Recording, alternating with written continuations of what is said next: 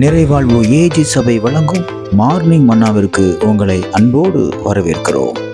கர்த்தருடைய பரிசுத்த நாமம் மகிமைப்படுவதாக இந்த நாளிலே உங்களை சந்திப்பதிலே மிகுந்த சந்தோஷம். எனக்கு அன்பான தேடு பிள்ளைகளே, இன்னைக்கு நம்ம யாரை தேடிக்கிட்டு இருக்கிறோம், எதை தேடி கொண்டிருக்கிறோம் என்று இன்னைக்கு நம்ம தெரியாமையே அங்க இங்கே நம்ம ஓடி போயிட்டு அது கிடைக்குமா, இது கிடைக்குமா, அங்க போனா சரியாகுமா, இங்க போனா சரியாகுமா அப்படின்னு நிறைய நேரம் நம்மளை நாமே கெடுத்துக் கொள்கிறோம் என்றுதான் சொல்ல முடியும்.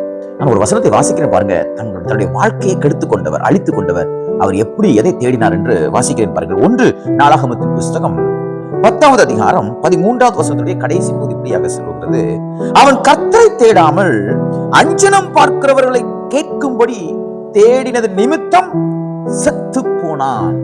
எப்படி மோசமான வார்த்தை பார்த்தீங்களா? யார் தெரியுமா இவரு? சவுல் ராஜா. யுத்தத்தை குறிச்சு நான் இதுல ஜெயிப்பனா ஜெயிக்க மாட்டேனான்னு சொல்லி அஞ்சனம் பார்க்கிறவர்களை போய் பார்த்து தேடி எனக்கு என்ன நடக்கும், என் வாழ்க்கை எப்படி போகும், இந்த யுத்தம் எப்படி நடக்கும் அப்படின்னு சொல்லி பலவிதமான காரியங்களை குறிச்சு குறி சொல்றவங்ககிட்டையும் அஞ்சனம் பார்க்கிறவங்க போய் நிற்கிறான். எனக்கு அன்பான தேடு பிள்ளைகளே, இன்னைக்கு அவன் வாழ்க்கையில அற்புதம் நடக்காம போயிடுச்சு. அவன் செத்து போயிட்டான். அரண்மனையில இருந்து, சிங்காசனத்துல இருந்து ஜனங்களை அரசாள வேண்டியவன் மடிந்து போயிட்டான். நன்றாக புரிந்து கொள்ளுங்கள். இன்னைக்கு நீங்க யாரை தேடிட்டு இருக்கீங்க? உங்க தேடுதல் யாராக இருக்கிறார்கள்? குறி சொல்றத பாக்குறது, ஆமா பிசாசு துரத்தவனை மட்டும் தேடி அங்க போறது இங்க போறது, கை ரேகை பாக்குறது. சில கிறிஸ்தவர்கள் இன்னைக்கு அப்படிப்பட்ட சிக்கல்ல மாட்டிருக்கிறாங்க. நான் ஒரு சகோதரனை பற்றி கேள்விப்பட்டேன். அவர் ஒரு சகோதரியும் இன்னொரு சகோதரனையும் கூப்பிட்டு கொண்டு மருந்து எடுக்கிறதுக்கு ஒரு இடம் இருக்குது. கிறிஸ்தவங்க ரட்சிக்கப்பட்டு ஞானஸ்தானம் எடுக்கக்கூடியவங்க, ஊழியம் செய்யக்கூடிய ஆட்கள் பாருங்க, கிராமத்துல போய் ஊழியம் செய்யக்கூடிய கைப்பிரதிகளை கொடுக்கக்கூடிய ஆட்கள். எவனோ மருந்தெடுக்க எடுப்பான்னு சொல்லி அங்க கூப்பிட்டு போய் இந்த 2 விசுவாசியும் பணம் கொடுத்து ஒரு தலைக்கு இவ்வளவுன்னு சொல்லி, இவ்வளவு பிரச்சனை இருக்கு, இதுக்கு இவ்வளவுன்னு சொல்லி மருந்தெடுத்தோம். எனக்கு வயிற்றுல இருந்து நிறைய மருந்து வந்துச்சு, அது வந்துச்சு, இது வந்துச்சு. என்ன கிறிஸ்தவர்கள் அஞ்சனை பாக்குறீங்களா? நான் கேட்டா அவங்க கிறிஸ்தவங்களா, அவங்க யார தீர்க்கதரிசியா, அவங்க போதகரான்னு கேட்டா அது தெரியாதுன்னுட்டாங்க.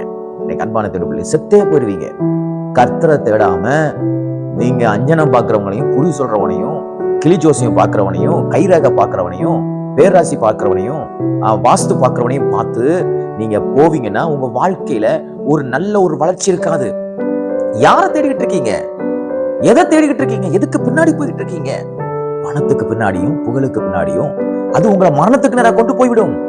அன்பான சகோதரனை சகோதரியே, கர்த்தரை தேடுங்க. சவுல் கர்த்தரை தேடாமல் அப்படின்னு சொல்லப்படும்.